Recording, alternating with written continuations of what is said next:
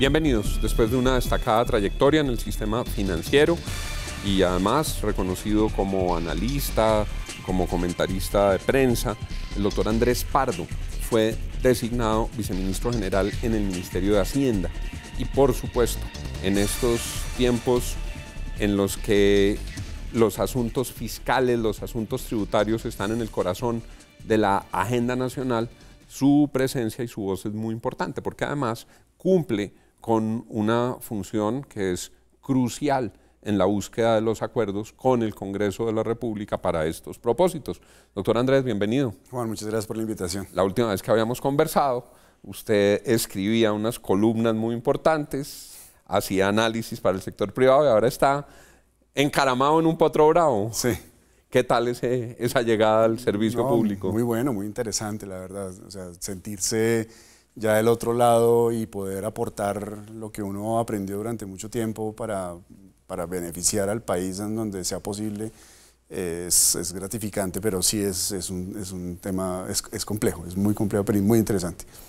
Doctor Andrés, en nuestra alianza con Caracol Radio, el exministro de Hacienda, Juan Carlos Echeverry, que además fue presidente de Ecopetrol, ha dicho que para aliviarle presión a la ley de financiamiento se debería relajar la regla fiscal un poquito, no desbaratarla, no descuartizarla, no cambiar las grandes metas, pero flexibilizarla un poco para nuestros televidentes. Flexibilizarla un poco implicaría que se requerirían menos recursos de los contribuyentes y se podría ampliar la capacidad de endeudamiento del Estado colombiano. ¿Ustedes qué opinan sobre esa propuesta del doctor Echeverry? Pues mira, nosotros somos, la posición que nosotros tenemos es que la regla fiscal como está es para cumplirla. Nosotros no tenemos por el momento ningún tipo de intención de hacer ningún cambio a la regla fiscal. Si llegara a haber un relajamiento, eso proviene del comité independiente que pone los parámetros para la regla fiscal, pero eso no depende de nosotros, eso depende de ese comité independiente. Ellos han hecho cambios en el pasado y esos cambios a veces han sido a favor o han sido en contra. Entonces, dependiendo de lo que ellos digan, nosotros nos vamos a regir con los números que ellos nos impongan. Si ese comité, por ejemplo, dice la cosa en el Congreso se complicó, es improbable que del nuevo modelo de IVA que se propuso en el proyecto salga aprobado así en el Congreso y se deriven los recursos y se pueden obtener 2 o 3 billones de pesos de esa modificación, ¿ustedes lo aceptarían si ellos relajan la regla fiscal? Nosotros aceptamos lo que ellos nos impongan, el déficit fiscal que ellos nos digan el próximo año, eso es lo que es. Pero aquí hay una cosa importante y es que tal como está estructurado en este momento el presupuesto general de la Nación para el 2019, el tema es que el presupuesto tiene gastos de 260 billones de pesos y en este momento nosotros sabemos que tenemos unos 246 billones de pesos. O sea que nos faltan 14 billones de pesos. O sea que si se relaja o no la regla fiscal, eso realmente no nos cambia per se la necesidad de buscar los 14 billones de pesos. Doctor Andrés, tomo su última frase. He oído a algunas personas que lo que dicen es que los presupuestos se deberían aprobar balanceados. No es ilegal, por supuesto, lo permite la ley que el presupuesto se apruebe con la necesidad de tramitar una ley de financiamiento. De hecho, eso es lo que está ocurriendo. Los congresistas, cuando aprobaron el presupuesto, sabían que si la ley de financiamiento no da los recortes, los recursos tienen que recortar programas que aprobaron en el presupuesto. Sí, esto, pues, digamos, la discusión obviamente se hizo con el Congreso. Obviamente fue una discusión muy cordial. Hubo un gran consenso de que efectivamente hacía falta recursos en unos montos muy importantes.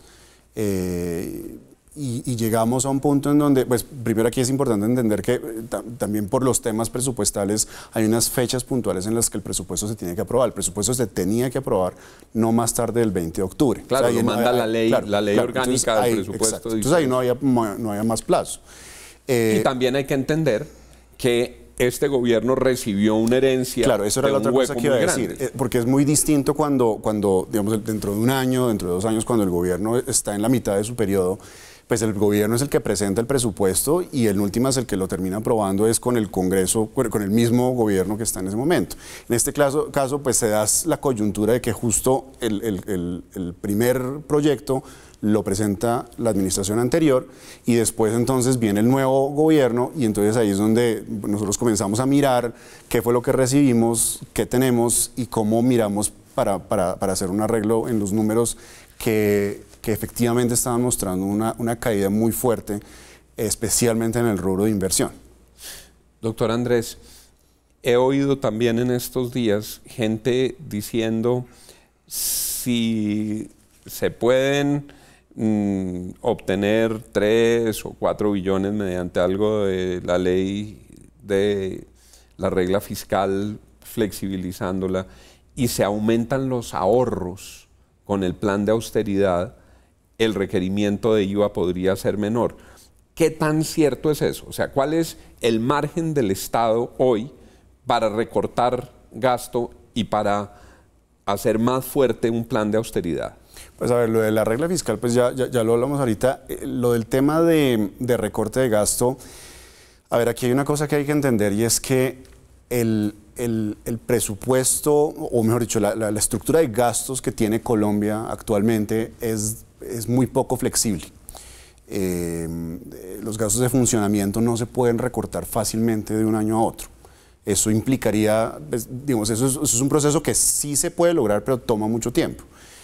Nosotros, en este momento, nosotros ya tenemos ubicados más o menos entre 1.2 y 1.5 billones de pesos de gasto general que se va a recortar para el próximo año. Tijera pura. Tijera pura. Tijera pura diciendo esto no va, esto Tijera no pura va. Y es decirle a los distintos ministerios, mire, toca recortar un poco de gasto general y se tiene que implementar y punto. Y lo que lanzó y es una el orden presidente, presidencial, además. Eso le iba a preguntar, lo que lanzó el presidente de reducir viajes, reducir viáticos, reducir costos operativos de los ministerios, ¿está incluido dentro de esos 1.5 billones o son adicionales? Eso hace parte de ese proceso, pero aquí tal vez es muy importante tener en cuenta es que estamos comenzando con 1.2 por la inflexibilidad que hay, pero el objetivo que se está buscando acá es que en la medida que vayan pasando los 4 años de la administración del presidente Duque, este monto de 1.2 que comienza en el 2019 llegue a ser del orden de casi 6 billones de pesos. Entonces, sí hay un plan de austeridad importante porque es importante tener en cuenta que el gobierno mismo es consciente de que se necesita hacer una disminución importante en el gasto y nosotros también nos vamos a meter la mano en el bolsillo para ampliar la capacidad que tiene el Estado como un todo. No, y es explicable. Mucha gente dice, si a mí me piden que me apriete el cinturón y pague más impuestos, pues que allá en ese ministerio no viajen tantos, que vayan con austeridad, que no tengan tantas comitivas. Claro. Le pregunto... Pero Juan, aquí es una cosa importante para entender, es que no se limita solamente a eso, porque pues digamos que recortar la cantidad de papelería, eso ayuda un poco, pero ayuda un poquito, la verdad. Aquí el tema es que el gobierno tiene un plan de austeridad que se va a implementar para los próximos años, que no se limita solamente a eso, y el plan de austeridad incluye también tratar de eliminar, por ejemplo, agencias que de pronto se están duplicando y son ineficientes. Ahora, otra cosa importante, qué pena te interrumpo. Perdóneme, ahí, sobre eso que usted me está diciendo que es muy importante, hay una gran fronda burocrática y hay una cantidad de entidades nuevas que se crearon, unas agencias, unas consejerías, una burocracia compleja. ¿Ustedes van a pedir facultades para eliminar algunas de esas entidades? Claro, pues la idea es eso, ¿no? Lo que nosotros queremos es identificar, y ya tenemos identificadas algunas cosas, pero digamos estamos en el proceso de identificar y por eso es que toma tiempo, porque hay que identificar en dónde hay duplicidad y qué se puede ir reduciendo para tratar de reducir precisamente todo ese montón de costos administrativos. Pero una cosa muy importante para tener en cuenta, y es que la ley de financiamiento que está presentando el gobierno también incluye una lucha importante contra la evasión. Y yo creo que poco se ha hablado de eso, yo creo que eso es muy importante mencionarlo. Esa es la reforma de la DIAN. Claro, esa es la reforma de la DIAN y no solamente eso, sino también hay muchas de las cosas que nosotros estamos proponiendo en esta ley de financiamiento que incluye simplificación del estatuto tributario y simplificación de la forma como se cobran los impuestos, porque eso le ayuda también a la DIAN a ser mucho más eficiente primero en el control del cobro de impuestos y también lo hace más eficiente para controlar la evasión de impuestos. Doctor Andrés, corríjame o confírmeme estos números grandes. He oído que sin mover en nada las tarifas del IVA ni los productos incluidos en el IVA debería estar aportando alrededor de 50 billones y que lo que está aportando hoy es alrededor de 30. Es decir, que se están perdiendo 20 billones en IVA, que se están evadiendo 20 billones en IVA. ¿Esos números son correctos? Sí, puede ser unos 20, 25 billones más o menos de pesos que se están evadiendo solamente en el IVA. Eso tampoco estamos incluyendo acá, por ejemplo, lo que se evade en impuesto de renta, que puede ser otro tanto similar. O sea, digamos, entre IVA y renta, sumándolos los dos, se pueden estar evadiendo más o menos 40 billones de pesos. Y entonces, para ponerlo también en números, la DIAN, el nuevo director de la DIAN, tiene un compromiso de que el próximo año, en mejoras de eficiencia, se va a reducir la evasión en un monto que puede llegar a ser del orden de 10 billones de pesos. O sea que sí hay un componente importante que está poniendo el gobierno para esto. Y con la ley de financiamiento estamos esperando que lo que permita la ley de financiamiento también ayuda a reducir esa evasión en un monto que puede ser en el primer año solamente entre 1 y 2 billones de pesos. Pero la idea es ir subiendo ese monto en la medida que van pasando los siguientes 4 años. Es una meta muy ambiciosa, pero es un aporte muy importante porque son unos montos muy significativos. ¿Cómo se imaginan ustedes la DIAN después de la reforma que quieren hacerle comparada con la DIAN de hoy? ¿En qué cambiaría la DIAN? ¿Qué tocaría hacerle a la DIAN en el plan de ustedes? Pues a ver, una cosa importante es que según distintos estudios que se han hecho, la DIAN tiene, primero, la cantidad de inspectores o de trabajadores que tiene la DIAN es muy bajo. O sea, en este momento la DIAN debe tener del orden de unos 9.000, 9.500 trabajadores. Y los estudios hablan de que la DIAN debería tener del orden de 17.000 empleados. Entonces, solamente con ese número uno dice, miércoles, si están a la mitad más o menos de la cantidad de gente que es necesaria para fiscalizar, para controlar, para ejercer. Exactamente. Pero no es solamente eso, también es un tema de que, y como por eso lo estaba mencionando, el estatuto tributario tiene muchas complicaciones y nosotros en buena parte de las cosas que estamos proponiendo, sí estamos proponiendo una simplificación importante de cómo se cobra todo.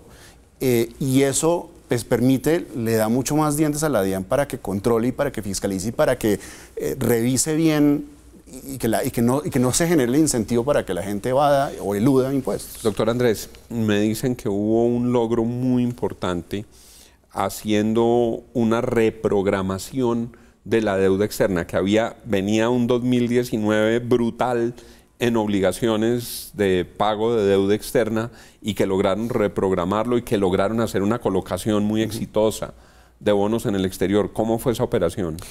Mira, te cuento esa operación y la sumo a otra parte que es una operación de deuda interna, porque hicimos 2 operaciones, pero esto está muy relacionado precisamente con el tema de la ley de financiamiento, porque fue un paso previo a llegar a la ley de financiamiento.